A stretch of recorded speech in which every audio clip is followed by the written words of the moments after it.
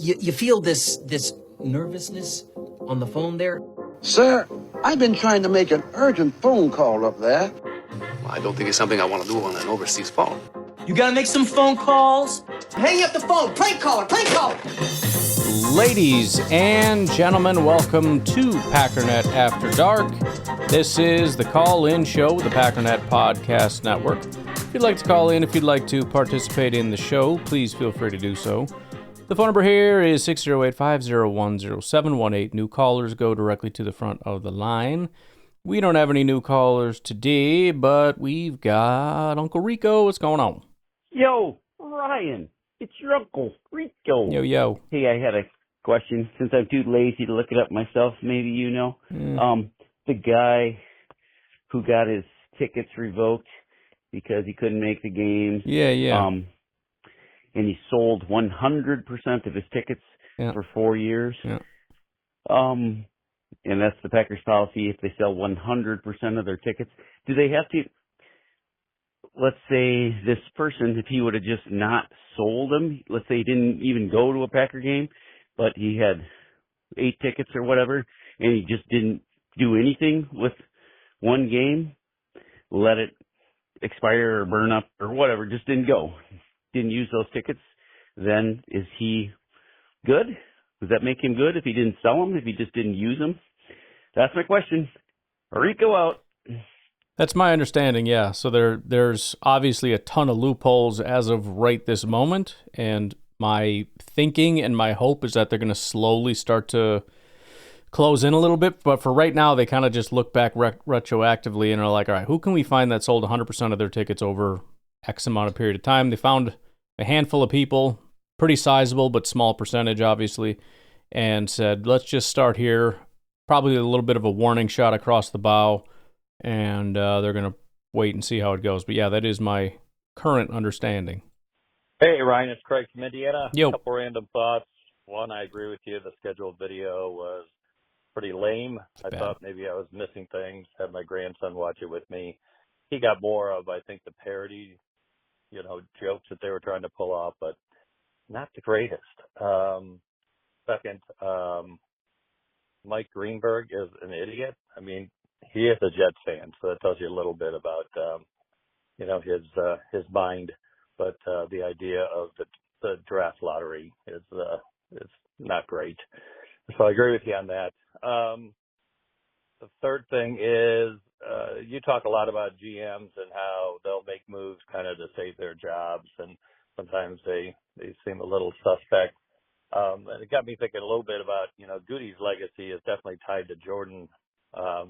And will, has that affected his drafting the last couple of years at least? I know he did a lot of defense, a few years ago, obviously, with LBN and Quay and Wyatt in the first rounds. But, I think a lot of people are a little surprised about Morgan, and then, obviously going to get Jacobs, and at the same time getting Marshawn Lloyd. And then, this year, all 3 of the first picks being on the offensive side of the ball. I just wondered if you think any of that enters into his thinking of, again, needing to make Jordan really successful and a legend. So just your thoughts on that. And then the last one was just, I'm surprised how low. Well, I think we're kind of adding a layer that doesn't necessarily have to be there, which is that, Gutekunst is his entire legacy is dependent on making Jordan look good, and so he wants Jordan to look good so that he looks good. I mean, that's kind of what you would do anyways, right? Even if he didn't necessarily draft him, the success of Jordan Love is most paramount. We talk about this with every team, right? The Bears need to build up the offensive line and go get wide receivers. Why? Because of Caleb. Washington needs to go get some wide receiver help for the quarterback. I mean, it's always help the quarterback. When it is a, new young guy, especially that maybe needs help in a certain area, and everyone's screaming, what about Rodgers? He never got any help. I understand, because we had the number one offense all the time. But generally speaking, if you're kind of hanging in the balance a little bit and they're a little unsure of your quarterback, and there may be kind of on a teetering point of, is this going to work? Is this not going to work? Yeah, I think you want to go in that direction. Again, assuming there's a need there. I mean, you wouldn't, unlike the Bears, you don't just go, well, let's just add receivers. It's like, we already have this. Well, I don't care. Just go do it anyways, But, yeah, I mean, if your offensive line is struggling and deteriorating and the wide receivers, again, are really not panning out, unlike Aaron Rodgers, he doesn't have a guy like Devontae or Jordy or anybody else that's there to help him. So, different circumstances. So the Packers are in some power rankings going into this season. It feels like we haven't lost anyone significant. We've lost weak spots with Myers and Stokes, and I think we've just gained. We should be better than last year, and yet they're putting teams like the 49ers and Vikings ahead of us. And there's a lot of teams that have a lot of question marks or didn't perform that well. The Bengals, I think, are ahead of us in some polls, but it just seems like a lack of respect. And then the last thing, if I don't get cut off, it's just our schedule seems a little rough. The worst thing is the bye that the Eagles have right before facing us. But you got to play all the games, so we'll see how we do. I'm guessing around 11 wins. Have a good one. Bye. I haven't seen a ton of the power rankings, and I haven't put a ton of thought into that yet. Obviously, at times I can be pretty opinionated on those topics. I haven't really thought, like, as far as the Bengals, I mean, I know what they've looked like at their best, and I know what they've been at their worst, so I don't know kind of where they're expected to be. The Vikings one, just, again, off the top of my head, it does surprise me, and I don't know if that's sort of just laziness based on what they did last year, or if it's optimism for their new quarterback, which is pretty wild to plop them ahead of the Packers based on, like, he's probably, because good isn't good enough. I mean, he'd have to be pretty freaking fantastic. But we'll see. I might start digging into that a little bit, because usually it's not even, I can get behind almost anything. It's how you're coming to that conclusion that usually annoys me. So I might have to start digging into some of those and finding out what people are saying about where they're putting these other teams ahead of the Packers. Hey, Ryan, it's Craig from Indiana. Forgot a couple of things. One is, I did check with the robot about this tanking idea that Greenberg discussed. I don't know if I asked the question right or not, but I asked it, how many NFL teams in the past 15 years had the number one draft pick with 3 games to go, and then they lost it? And so he said that, according to the robot, that this has only happened, it's very rare, from 2010 to 2014, maybe 2 to 3 times. What was funny is in 2021, the Jacksonville Jaguars and New York Jets were both in contention for the number one pick. And the Jets had the inside track with 3 games to go, but they won 2 of their final 3 games, allowing the Jaguars to secure the number one pick, and they took Lawrence. So what's kind of funny about that is the Jets are Mike Greenberg's team, and they should have tanked. They should have, if they would have lost all 3 games, sounds like they would have won. And then this happened again with the Oakland Raiders. They were on track for the number one pick, but they won some late games, and then Arizona went to number one, and they picked Kyler Murray. So, again, I'm not sure if I asked that question right, but I figured there's got to be a way to kind of see if this is happening. But it just ends the conversation with the phenomenon relatively uncommon, because teams that are in position for number one that late in the season typically continue to struggle. That's because they suck. Yeah. To, I think, everyone's point who has been calling in. As far as movies, underrated movies, The In-Laws with Peter Falk and Alan Arkin, hilarious. I think it's very funny. I watch it quite a bit. And the other one for a drama is Dominic and Eugene, stars Ray Liotta, Tom Hulse. Tom Hulse is the guy who was in Animal House. He was one of the new guys. He was also starred in Amadeus. He was up for a Golden Globe for Dominic and Eugene. Jamie Lee Curtis is in that one as well. So if you want a comedy, The In-Laws is great. The original, not the remake, the original with Peter Falk is fantastic. All right. Take care. Bye. Good old Ray Liotta, huh? Ray Liotta, Jamie Lee Curtis, David Strathairn, which I never, if I would have just read that name or heard that name, I don't think I would recognize him, but I definitely know that guy. I will have to check it out. Although I say that, I have a backlog, and then most of the time, I'm going to leave this tab open forever. Eventually, it's going to get closed. It's a question of whether I watch the movie before or after. But it seems interesting enough. Hey, this is Nico. I'm in a hotel lobby here listening to the podcast, and I just heard Rico talking about listening to morons. I think Morons in the Morning could be a really good podcast in itself. Just wanted to throw that out there. Good job, Rico. Sounds entertaining. All right. It's Randy from Minnesota. Yo. Listening to your pods. The guy in Arizona or wherever that lost his tickets. Well, cry me a frickin' river, dude. You're telling me in 4 years you couldn't find a family member or a friend that you couldn't have said in Wisconsin or, I don't know, Minnesota said, hey, would you like to go to this Packer game? No, you don't need to pay me for them. Here, I'll just send them to you. You can go. And then you could have kept your tickets. Oh, golly, just stop crying, dude. It's been a money-making venture for you for how long? No. And I also read that Indianapolis and Seattle are doing the same thing. So it's not just Green Bay. I'm probably going to see more and more of this. And when you're talking about this lottery thing for the draft and about the NFL tanking, there's no way. We see it. If they were tanking, you wouldn't see teams at the end of the season when guys are close to their target incentives for making more money. Teams are out there trying to get these guys extra yards, extra reps, extra catches, just so they can meet a qualification for another bonus. If there was tanking in the league, you wouldn't see that. No. So I don't think that's really a well thought out issue on Greenberg's part. Everything that I know they're just in shorts and helmets, but everything that I've been reading sounds very positive about Packer camp, between the receivers and Caleb King. Really, I can't wait. I just want preseason to start. I know.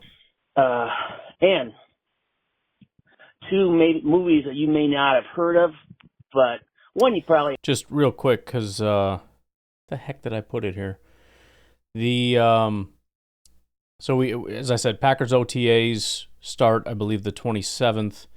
Open to the media. The first media availability will be Wednesday the 28th, and then the following Tuesday, June 3rd. So that'll be the first time we get a real look, at least in terms of, it'll be all over social media and everything else. They have to limit how much we can actually get out there, but then there's always 10 accounts that are illegally putting it out there and everything else. So, yeah, it's been very scarce. Like I said, with the Kalen King thing was basically just one coach saying he looks good, and then some kind of reports basically just because of the drama with the wide receivers. We've been hearing reports, I think Romeo Dobbs and Jaden Reed, and they're coaching up the young guys, but otherwise there just hasn't been a ton. Yeah, maybe not. The first one is The Hill. It stars Sean Connery. It's from the early 60s. It's really kind of an intense movie. And the other one, starring, of all people, Ricky Schroeder. It's called The Lost Battalion. It's a World War I movie based on actual events that was really intense. It came out, I want to say maybe 2012, 2013. It would be worth a look. Anyway, that's all I got. Go Pack, go. Bye. I dig some war movies. I'm not of the era of sort of these older 1965 films. There's some of them, obviously, that I like, but I also didn't really grow up watching them. Sometimes, I didn't grow up during the era of a lot of music I listened to, but my dad listened to it, so I listened to it. Plus, it's just all over the classic rock stations all through my childhood and adulthood and everything else. But bottom line, I'm looking at The Hill, and I'm like, I don't know if I want to... I'm seeing, a very young Sean Connery in a black and white movie, and it's like, I don't know. It's kind of odd that it's in black and white, isn't it? 1965? That's probably throwing me off a little bit, too. Is that just the cover that's black and white? No, I think it's the movie. I'm guessing that's artistic choice to do that. Either way, Lost Battalion, it says, was 2001, so could always go that route. Okay, let's take a break. We got a bunch of Aaron coming up. We'll take a break. We'll be right back. Hey Ryan, this is Aaron. I I'm not calling in regards to Packers, so I'm going to be upfront about that. I just have a movie pitch. So I really don't like how they're remaking all these movies and just trying to be original in Hollywood. Mm-hmm. But there's one that I think that could work very, very, very well, and I would love. So, have you ever seen 50 First Dates? If you have, great. No. If you haven't, I don't know. Then this might be new to you. But anyways, so I pitch the idea of basically 50 First Dates, like the exact same thing, exact same cast, except it's called First Rodeo. And instead of Drew Barrymore losing her memory every day, it's Adam Sandler losing his memory every day because he got kicked by a bull during a rodeo, right? And so, when he was 20, I should say. Okay. So, Adam Sandler got kicked by a bull, so he has to keep remembering every day. So every single day he does a rodeo and he rides a bull. And yeah. So anyways, what am I saying right here? So instead of in 50 First Dates, Sean Astin is Adam Sandler's brother, and Drew Barrymore's dad from 50 First Dates is Adam Sandler's dad. He was an old college football player, or high school football player or whatever, named Rudy, and Sean Astin lives in the footsteps and it's overshadowed by his dad, the football player named Rudy. So he tries to be a football player who's really, really unathletic. It's kind of like Sean Astin in the original 50 First Dates, and he gets roasted by his dad because he can't live up to his dad Rudy as being a football player. But anyways, so Drew Barrymore comes in. She's an FFA teacher or whatever, involved in the FFA, and she comes in for some convention and meets Adam Sandler at a rodeo and falls in love with him in the same way that Adam Sandler falls in love with Drew Barrymore in 50 First Dates. And sorry, I'm trying to merge into traffic while I'm explaining this. But anyways, so it's pretty much the exact same premise, same cast, everything, just minor tweaks here and there, but it's like I said, it's called First Rodeo as in not my first rodeo, because I think it would be amazing if he got kicked in the head and whatever and got a concussion and keeps remembering things when he was 20. But, Adam Sandler's not 20 anymore.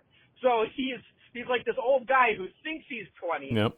And he has to keep reliving the same day over and over and over and keep doing a rodeo, even though he really doesn't know what he's doing as a bull rider.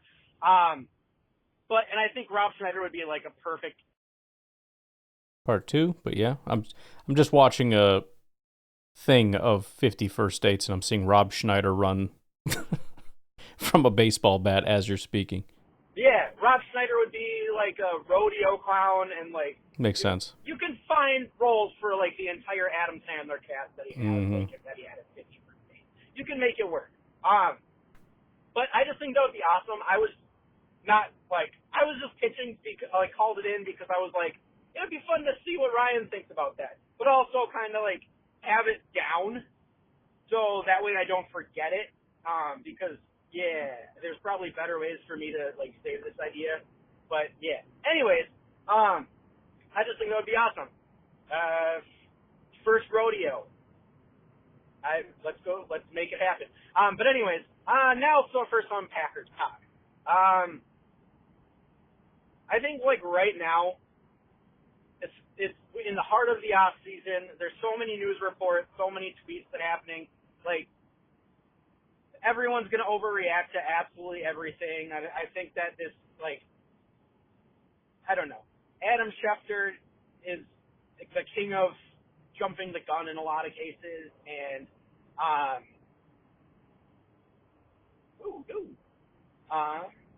sorry, I just found out that traffic's going to be a heck of a lot worse than I thought it was. So, yeah. So, my half-hour drive turned into probably a 2-hour drive. That sucks. Anyways, so, yeah, I think it just bothers me how, every year this stuff happens. People overreact to, everything Adam Schefter said. I almost said Adam Sandler because he's been on my mind. But Adam Schefter, with the tweet about Jaden Reed, people lost their minds over that, and he had to end up backtracking because the report was not exactly what we thought it was and everything. And this whole Elton Jenkins thing, it's just, they're changing the dude's position. Like, he's not holding out to be a tool, you know? Like, I don't know. There's just so much going on right now. People are overreacting, or underreacting. We'll come to find out eventually. But who really knows in the end? So yeah, I'm gonna pay attention to the traffic because it is really bad right now. So peace out. Bye-bye. Yeah, well, like I said, the thing with the Schefter thing that annoys me is Schefter puts out a tweet that absolutely has, it definitely sounds a certain way. So either he thought he was breaking some kind of news, or else he was trying to lead people on to think that there was. Either way, he comes back around and then acts like everyone else is an idiot. And it's like, come on, man. You're at best being irresponsible with this tweet that you're putting out. So, yeah, on one hand, it's like people need to know not to overreact. On the other hand, I think there's a way to do things a little bit more responsibly. Some people, okay, fine. You don't really expect that. But from a guy like Schefter, who, again, I've said is kind of like a more irresponsible, clickbaity... He's not Ian Rappaport, is all I'll say. Just from my perspective on him. There's just been some weird things with him that... I don't know. So I'm sorry, Ryan, for my third call. Oh, yeah. Because you're getting an abundance of them these days. So I don't want to hold everything up. But anyway, the real reason I called, I completely forgot those first two times. Yeah. So I know you did the like lottery draft, whatever, pod a couple days ago. And so I've been kind of stewing in that, and I think it's the stupidest thing in the world. Like, it works for the NBA, right? It works, like forget about tanking, right? Like, in the NBA, realistically, there's, five positions, five positions in the NBA on the court at any given time, at maximum. And these days, in a lot of cases, like, the positions are kind of interchangeable. It's not even like positions are defined. You can have centers going out to drop out like the deep shot, you know? Like, it's not like the NFL where there's many, many, many different positions. In the NBA, it's 10, 11 people on a roster total. So as opposed to the 90 and then 53, it's not gonna work. This draft, it's for so many reasons, it's such a dumb idea. Forget, tanking aside, that's not even an issue in the NFL. You said, you didn't drone on and on about that. I didn't mean it like that. Okay, Ryan, you talked about that is what I meant to say. But it's just, so realistically, there's so many reasons why there's no reason for it in the NFL. The dude that you talked about, he's like, wow, you're going to have a Cooper Flagg situation. Okay, that's not going to happen in the NFL, right? If you have these 18 teams, somehow a team that already has a quarterback wins the top pick, they're not going to need the top pick, you know? They're not looking for a quarterback. It's just, don't even get me started on it. It's such a dumb idea that, it would be fun in maybe, I guess, I don't know, if the UFL ever had a draft, try it out then. But I don't know. I don't know what I'm trying to say. It's just, fundamentally, it works in the NBA because there are so few positions and so many players per team. It kind of works, right? Whereas in the NFL, there's so many players, it doesn't work. But anyways, I'm coming up on 3 minutes here, so peace out. Bye-bye. A-town.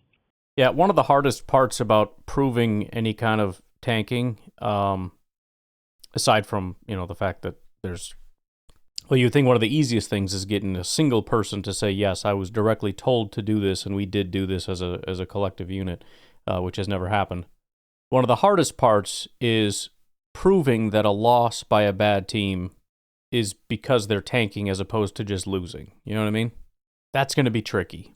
So yeah, if you're already down there and it's like, well, I mean, they have a quarterback or they don't have a quarterback, or you're trying to analyze their specific needs and why they would try to manipulate things to end up in this specific spot and do all these it's like, first of all, they just don't have that much. Nobody has that much control.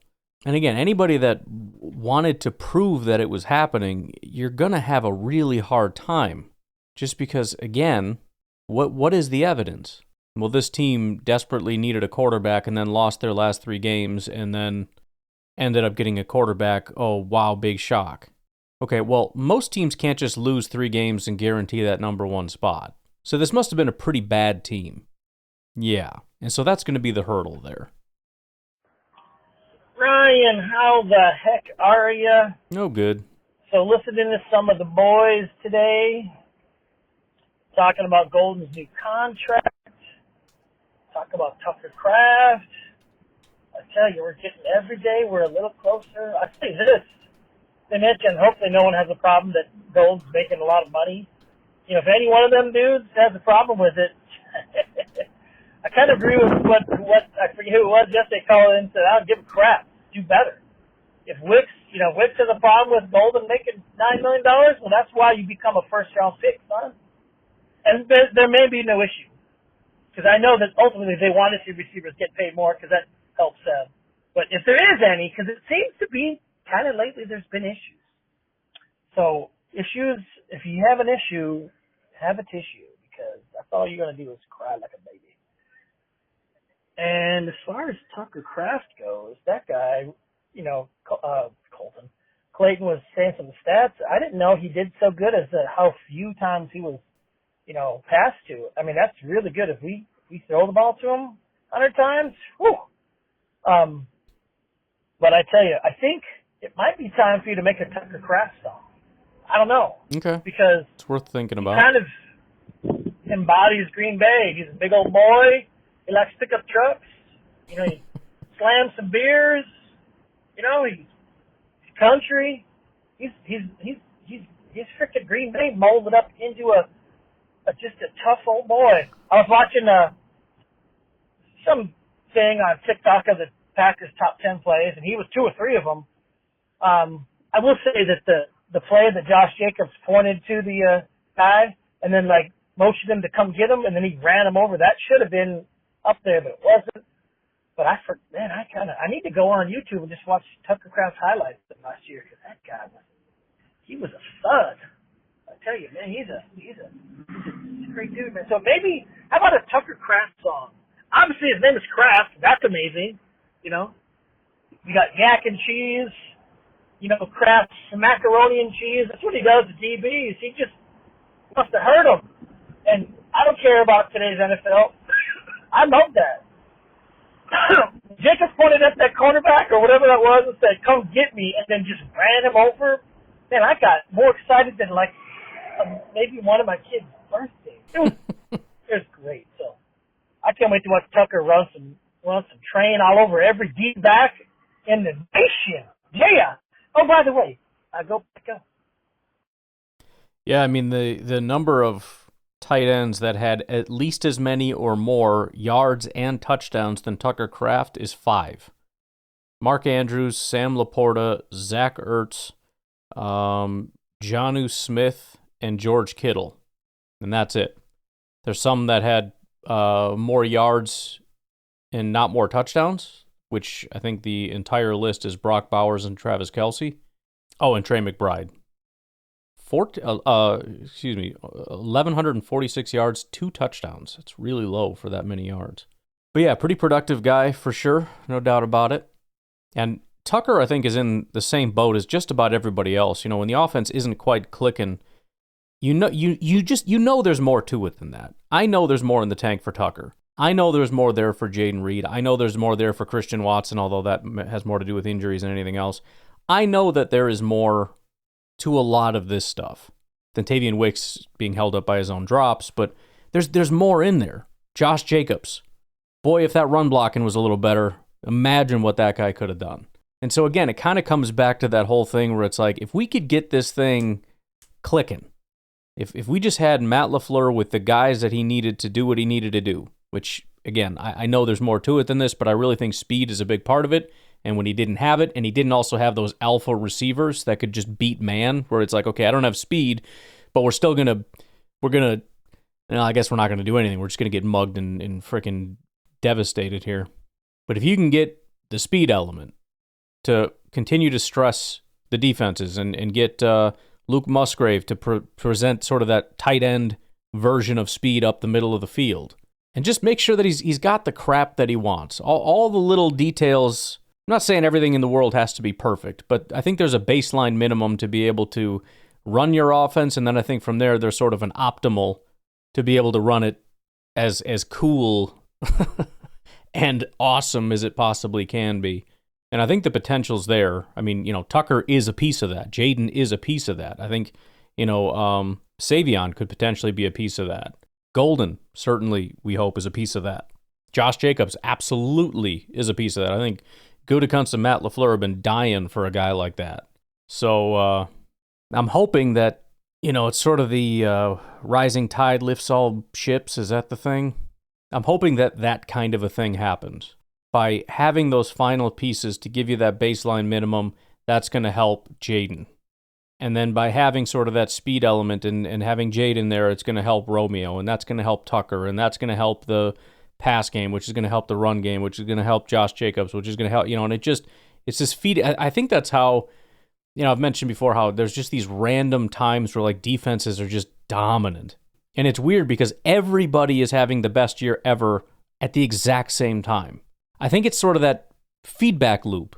Everything's working, and because everything's working, everything else is working off of that. And because everything else is working off of that, then everything, you know what I mean? It's the pass rush is working so that it's better for the corners, and because now the corners are doing better, the pass rush, and it's just this upward spiral that just creates this, holy crap, this is good. And I think that's kind of what we're looking for and hoping for is by all these things getting better, it's going to help everybody else, and by everybody else getting better, all these things getting better is going to make Jordan better. Jordan getting better is going to make everybody else getting better. It's just, that's the hope. And I think, the coaches certainly have said it with Tucker. I mean, they're scratching the surface with Tucker Kraft. So they certainly feel that there's more there. And I think we all kind of do. All right, let's take our final break. We got Bramble on the other side.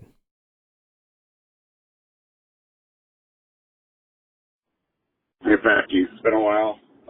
Just wanted to call, say, the literal reason for the regular season is to win your division. So this whole reseeding thing is funny. I can't believe we take sour grapes from a team that had to play Vikings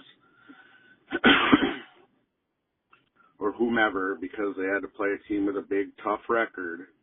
Whoop de frickin' do. Quit changing stuff. Love you guys. Well, again, I mean, this is all just news to me. I mean, we play a bunch of teams. I don't know that the entire reason for the regular season is to just win your division. That's sort of how the playoffs are structured. That's not my understanding of what the entirety of the regular season is for, and I don't know why we would play other teams if that was the case. It's kind of like in baseball, how when you face off against a team, you play them like 7 different times, something like that. Presumably the idea behind it is we're going to play each other a ton here to definitively determine who the better team is, right? Same with the playoffs. We're not just going to do it one time. We're going to try to eliminate any kind of flukes, whatever. It would be weird to say, all right, Bears, Packers, Lions, and Vikings. We're going to find out who the better team is. It's like, oh, are we going to play each other? It's like, a little bit. More so, though, you're going to play other teams, and in a lot of cases, different teams, and then we're going to come back here, find out who had the better record, and then that's going to be who the better team is. I mean, I guess. I feel like that's not the best way. Seems to me that the goal of the regular season is to make it into the postseason, and the way that you do that is by having a really good record. The better the record you have, the better the seeding you'll have. If you have the best record in the NFC, you get the number 1 seed. The divisional thing just seems like some weird interplay that happens. Again, maybe when the construction of the NFL happened, that was sort of the thought behind it. Back when we played like 6 games and there were 4 teams, I don't know. it got a little messy as we got more teams and a bunch more games, and it's like, well, we can't just play each other every single time, so let's play other teams, and well, we can't just play NFC team. I mean, you could, but I don't know. Maybe this grew into some monstrosity, and so the way we view it is skewed more so than the playoff seeding. But still, it's still how we view it because that's the way the NFL is today. I think the goal of the NFL season is to win the Super Bowl. I think the secondary goal is to get to the playoffs. The easiest way to get to the playoffs is to win your division. However, even that's a little skewed because there's two ways to get in.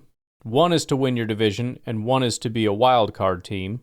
And considering winning your division and win as many games as possible, which is your goal anyways, are the kind of the same thing. It's so hard to boil it down to just all I care about is winning the division. You know what I mean?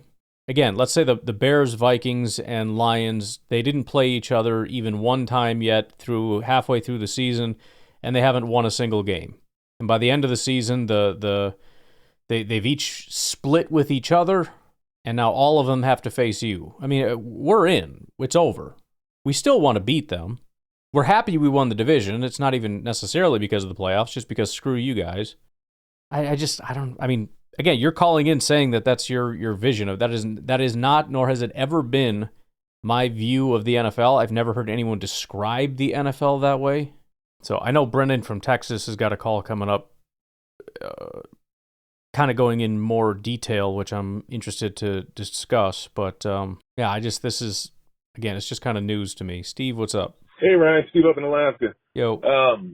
Just got done listening to your podcast where you're talking about playoff realignment and your thoughts on it. I got to say, I fully disagree with you. I like the way that the system currently is. I think it rewards teams for doing what's expected of them, and that's winning your division. Winning games. I mean, I've heard people say similar things to that. What is expected of you? It's winning. I mean, again, let's go with the scenario that you're going to win your division, and you've got 4 games left. What is the expectation for you moving forward? Still to win, right? I mean, don't you still want to be the best team in the NFL at the end of the postseason? Like if you have I don't know, 12 wins, and another team has 12 wins, and another team has 11, and another team has 13, don't you care about that? I mean, I think teams should be rewarded for doing what's expected of them, which is why I think we should change the playoff structure, because what's expected isn't just winning the division. That's just such a weird view, in my opinion. I mean, if it's Packers Eagles and the rest of the regular season, Packers Eagles, they're the 2 top teams in the NFL. They both have their division locked up. Has anybody on planet Earth said this game doesn't matter because they got their division locked up? Of course not. You're playing for the number 1 seed. You're playing for the top team in the NFC. You're playing to be the best team in the NFL. You're playing to win, which is doing what you're expected to do, which is much bigger. I mean, you're expected to win the division, sure, but that's sort of it's kind of like, it feels to me like saying the point of the NFL season is to get to the playoffs. It's like, well, yeah, but there's a larger goal of a Super Bowl, isn't there? Or it's like, no, just the playoffs. That's the goal. Okay, I guess. I don't think so, but maybe. I don't like the idea of rewarding a team for coming in what would be in this situation most likely 3rd place in their division, because that's what we're talking about, are teams that are likely to be in 3rd place in their division. Well, that's what we were last year, right? We got in as a wild card. I mean, I guess I don't really get it, because you're talking about you should reward teams for this, that, or the other. You're saying that the Packers shouldn't be rewarded for being a really good team, which by rewarded, I mean, again, it wouldn't have made that big of a difference. We were the 3rd best team and we were in the playoffs, but instead of being the 7th seed, we would have been what, the 5th seed or something? It would have been a pretty minor change. It wouldn't have changed whether we were in the playoffs. We would have been in either way. But there's this weird thing of like, you shouldn't get in if you didn't do what you were supposed to do and win the division. As though a team that comes in 3rd in the NFC North with 11 wins is somehow this incompetent team that didn't do what they were supposed to do, and yet some 8-win bullcrap team gets into the playoffs, just because everyone else around them with this arbitrary grouping that they're in sucked worse than they did.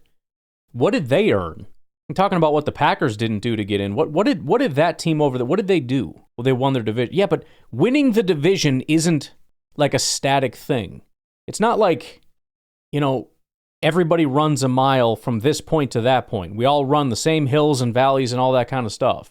It would be like comparing I ran a mile and you ran a mile, except my mile was straight up a hill and yours was downhill. But we both ran a mile, so it's the same thing. No, it's not. It's not even close to the same thing. It's just a mile, but that's very different. I traveled a mile in shark-infested waters. You traveled a mile in a freaking car.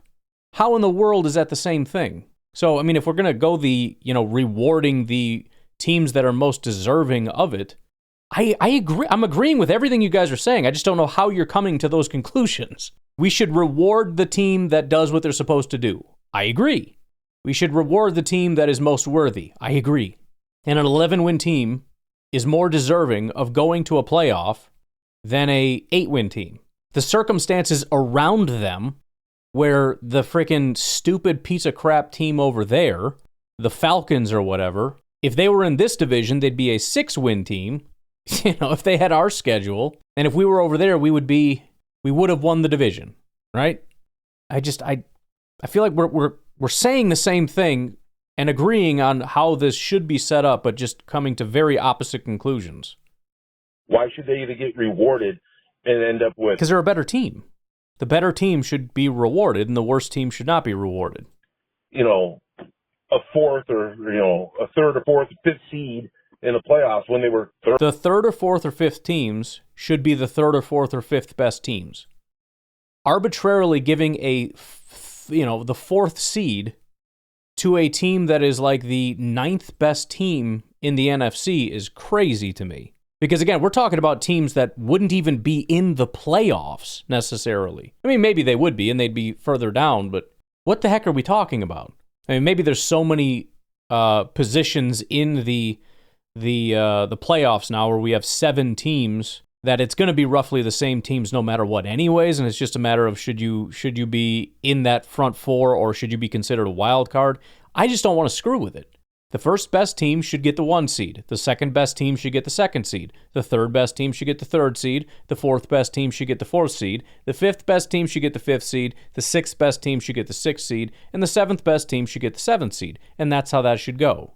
And saying, you suck, and you're not going to do anything in the playoffs, and you are not a playoff team, and you don't belong in the playoffs, but we're going to give you a decently high seeding in the playoffs of the 4th seed, because everybody else around you suck. Not because of a single thing that you did, but entirely because of the teams around you. That, to me, makes no sense. Place in their division. I want to use this example so you understand why I think that the current way works, and because either any system you do is going to have some fallacy to it and some issues. I don't think mine does, but go on. Because somebody's going to find a reason to complain. That's just what people are going to do. But say you got a team who starts off the season well, but partway through the season, early in the season, they lose their quarterback, and their quarterback's gone for 6-7 games, and they lose the majority of those games. They lose 5-6 of those games, and their quarterback comes back, and they got 6 games left in the season, and they win 5 out of those 6 games, but they only end up with a 9-win season, so they're 9-8. They win their division because, maybe their division just had a lot of injuries, quarterback injuries, and the division was... I feel like you're going to end up exactly in the exact opposite position again, but go on. Very good beside them. But they win their division. But they don't get to go to the playoffs because this other team, the Pittsburgh Steelers, that one year where they started out 11-1 and then just bombed the end of the season. Philly, a couple years ago when they were, 12 and whatever, and it bombed the end of the season. Those teams should get in. They're not any good. You're talking about we want the best teams. Well, the best team was that team that just... Yeah, but you're just making up scenarios to pretend that those aren't the best. I mean, if you want to come up with a better scenario for how we determine the best team, fine. But winning the division is a worse way to determine that than overall record. Coming up with random examples of like how a team ended up with 9 wins, not because they're bad, but because of injury. I mean, that's just the part of it. And what you're going to find most of the time is that team that lost their quarterback, they're not going to win their division and therefore are not going to go to the playoffs anyways. And so you would still have the same argument of, well, they should go because they're the better team right now. I mean, that stuff happens all the time. I mean, listen, that takes things a step further. So there's all the way back here, which is this weird arbitrary rule of just sending the top team. Then there is, I don't like that, we should send the best teams. Then taking that even a step further is, there are better ways to determine best teams than record. We should look at DVOA in the final 5 games of the season. Like, I mean, that's a much different conversation. But going backwards is not going to go forwards in terms of like, that's going to help protect the better. That absolutely is not the case.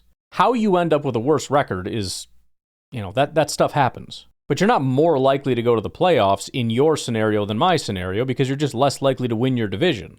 At the end of the day, your record is going to determine whether you go to the playoffs, just like it's going to determine whether you win your division in the same kind of a way. There isn't just this weird seeding thing that happens. If you're a 9-win team, you're just as unlikely in my scenario to go to the playoffs as you are in your scenario to win the division.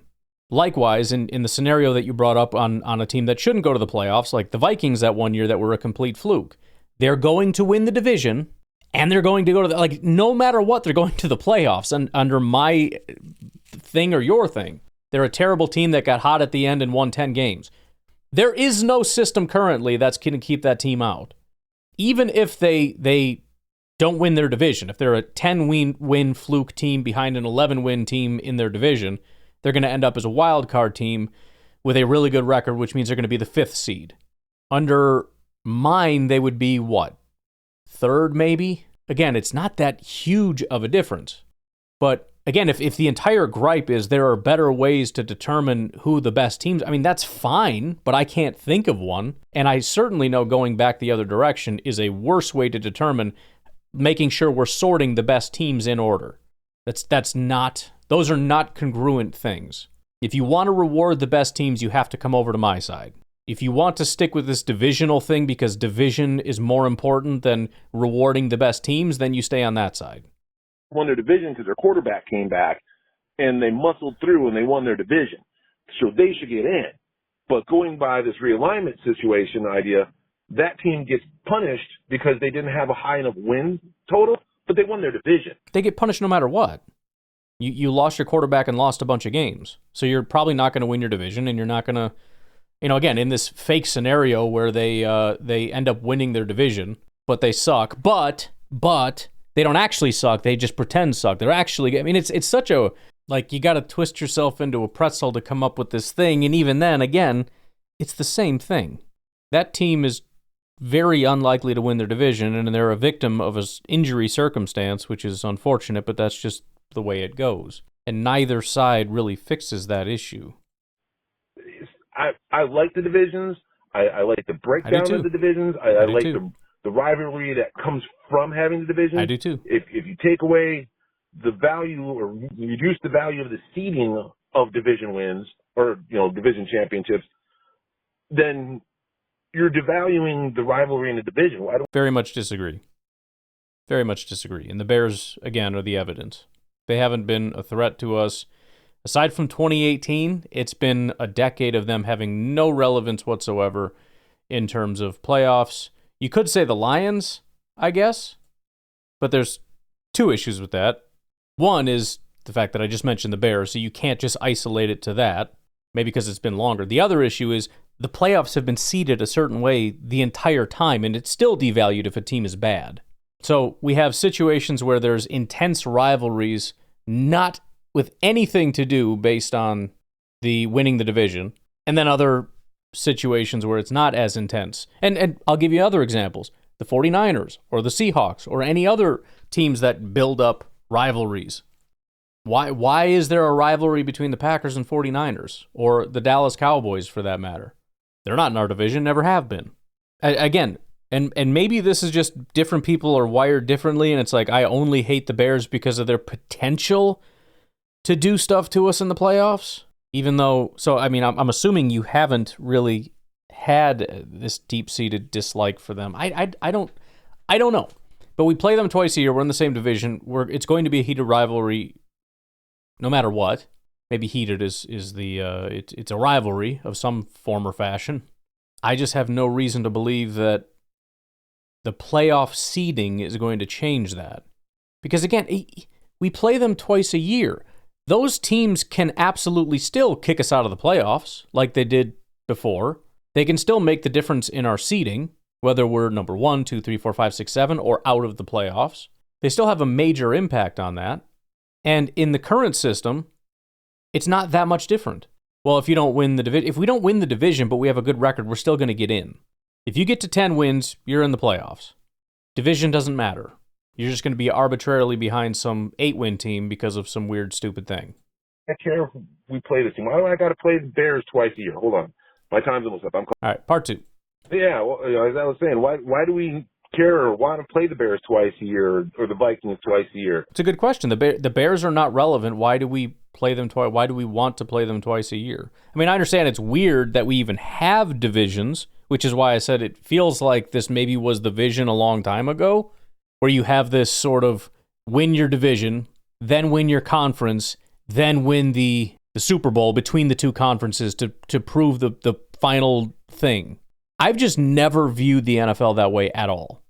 Maybe I'm the weird one. I have no idea. I've never viewed it that way. Why does it even matter? The division doesn't matter because it's all about how many wins you have. So it's the conference that matters. So again, it devalues the division. And well, I can't explain. It feels arbitrary that we even have the divisions. I will agree with that, but I don't know how that really changes anything as far as, again, why do we care about the Bears? Why did we care about the Lions?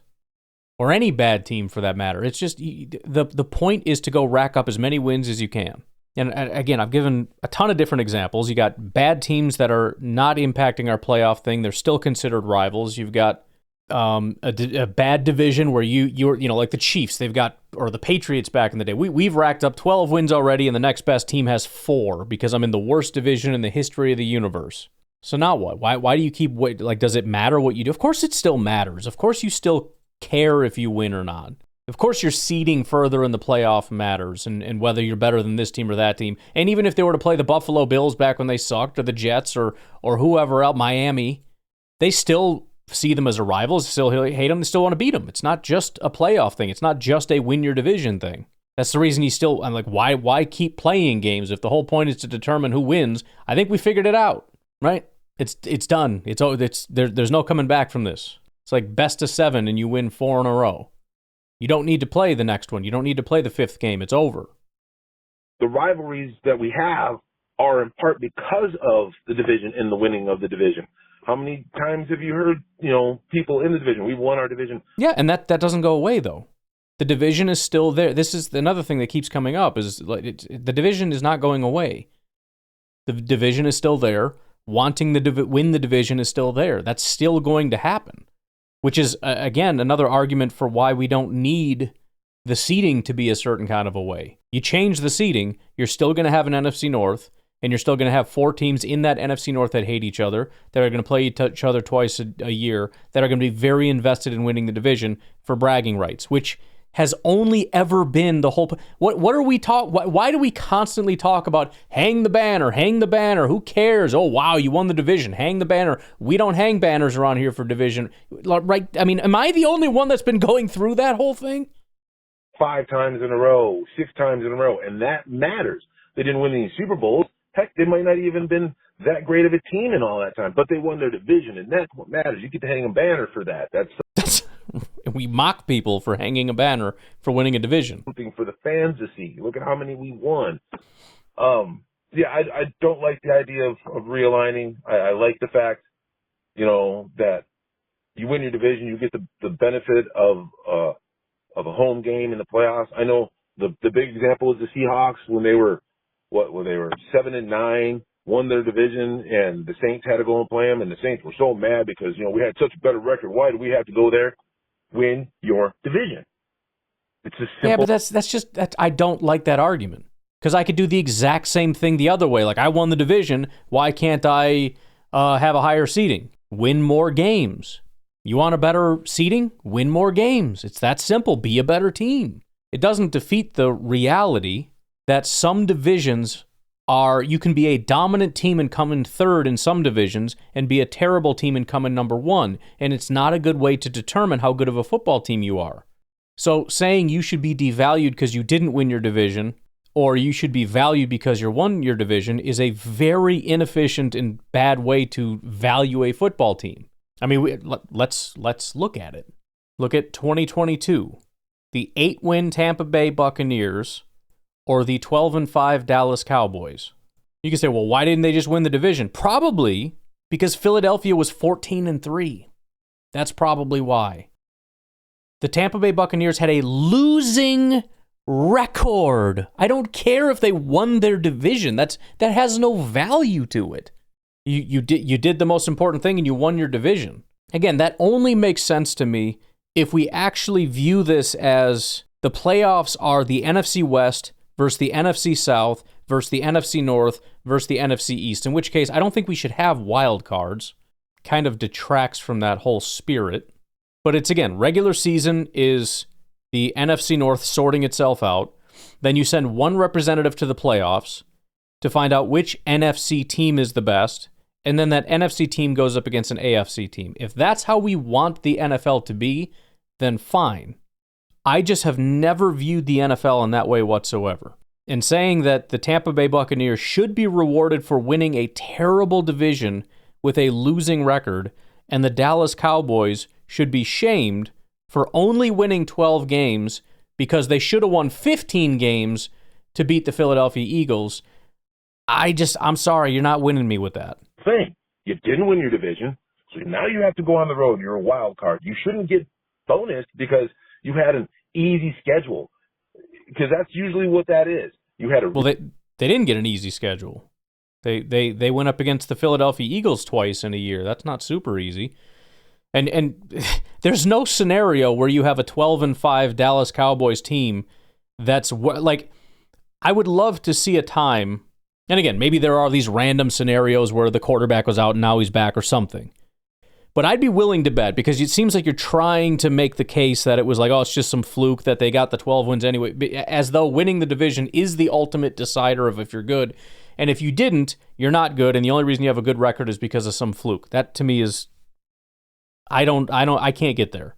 If you have a 12-5 wild card team against an 8-9 team, losing record, I would be shocked to find out that most of the time the team that won the division is the favorite.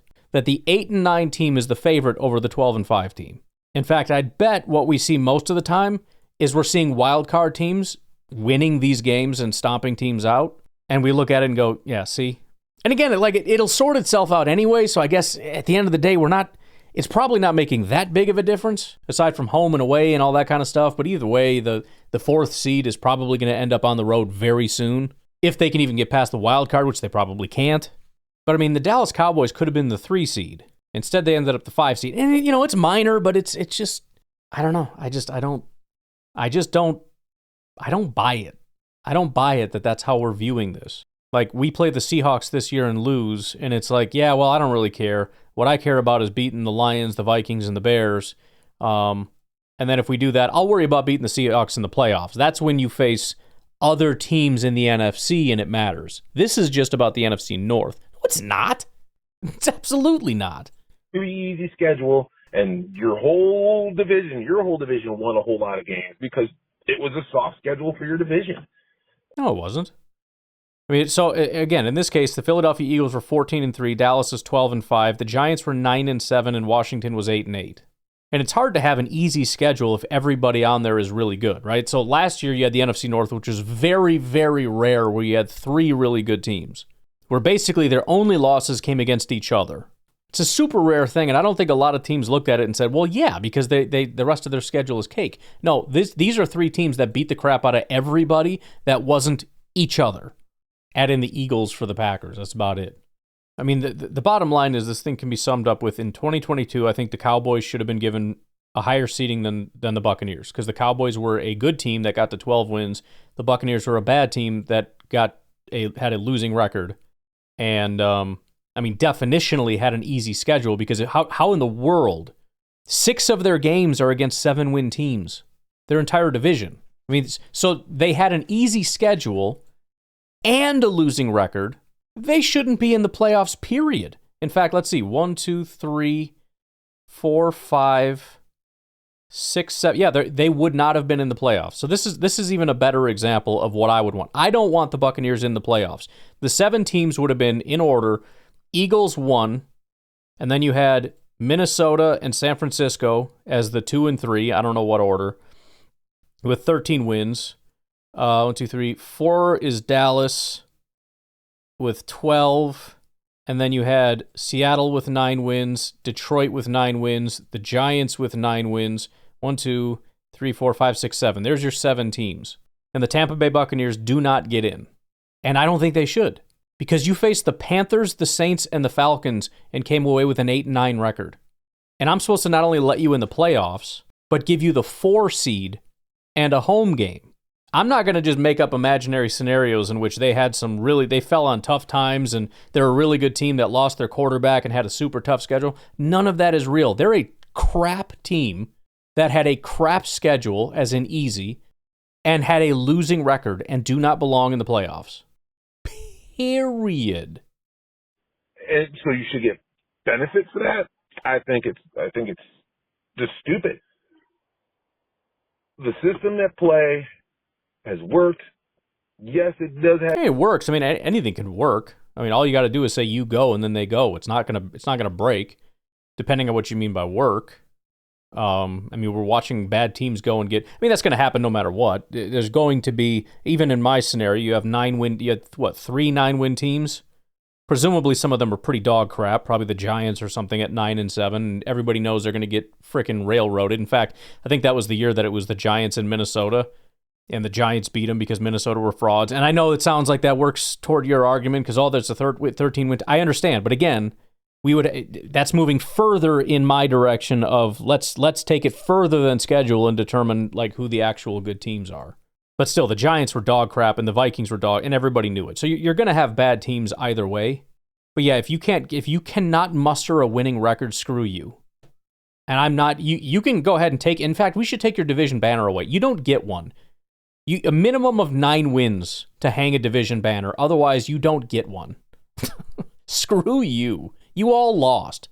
Nobody won. 4 people lost. You all suck. Occasional hiccup here or there, but anything else that you put in is going to have a hiccup. I mean, we could see a season, if it's just records that matter, where 2 whole divisions don't get in anybody because these 2 divisions completely. I don't know. Could you get... Maybe. I think it'd be really hard to get just 2 divisions in. Certainly 3, but even that is really rare, like what I just illustrated. Certainly possible, but it would be really tough. You'd have to have all 4 teams from one and then 3 from another, which is hard to do because they all play each other. That's like the NFC North is such a rare thing because they all play each other.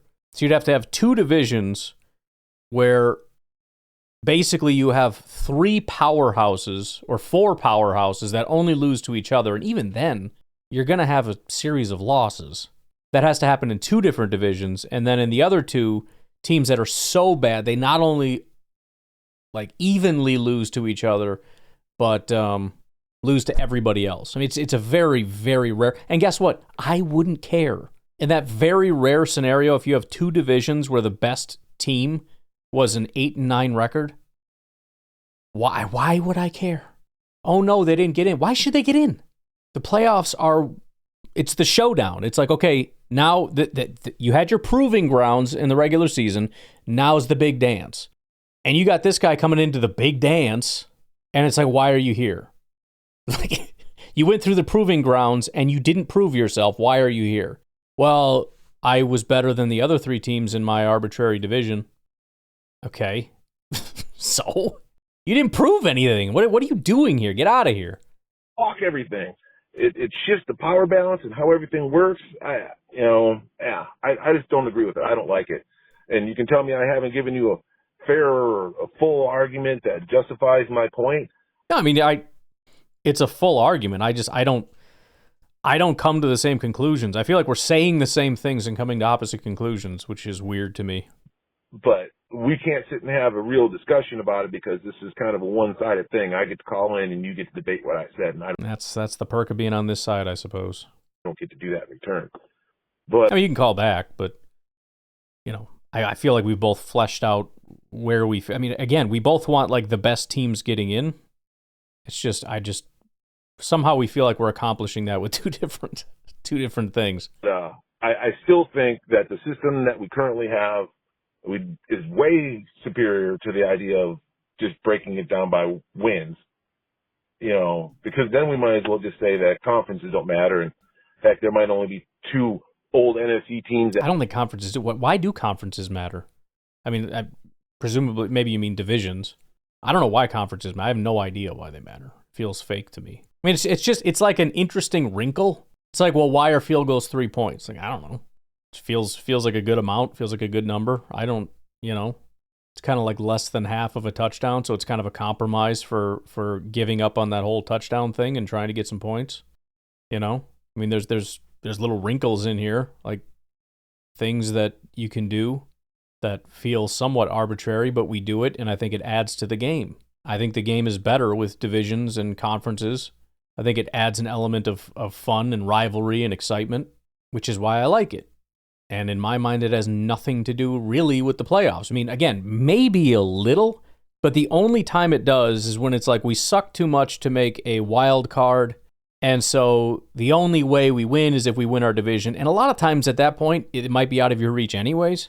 Like if you can't even reach wild card, I don't know if you're going to win your division. And if you have a chance to win your division, unless like your division sucks and like everybody's sitting at, which happens to some, what was it last year? Was it? Actually, I don't think it was anybody. But sometimes it happens where it's like, okay, our division is the worst division, and none of us are getting wild card spots because it's like the Packers and Washington, they got that locked up. We can't get it anymore. That did happen to somebody. Who was that? It must have been NFC South, right? Oh, even more so for the West. So the NFC West would be a situation where, for example, you and I would, I don't know if we just 1, 2, 3, 4, 5, 6, 7. No, we wouldn't. We still wouldn't. So this is an interesting example. In the current situation, the Rams and Seahawks, both of them were 10-win teams. They were not going to reach Washington, who was a 12-win team, or Green Bay, who was an 11-win team. At one point, it was out of reach, so you have to win your division, right? Obviously, when you get to the last few weeks, you start going through this stuff ad nauseum. You know, the different combinations of things that coulda, woulda, shoulda happened, whatever. Because Seattle came in second, even though they had the same record, but because of the standings and all that stuff, they came in second and did not make the playoffs.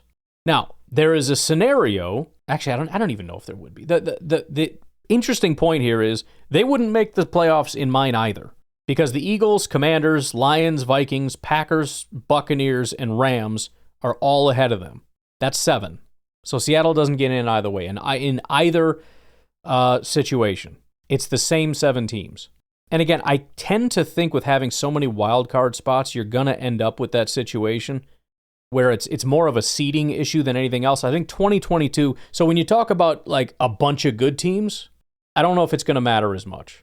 It's when you have that one really bad team that wins a division that we're going to have a big disagreement.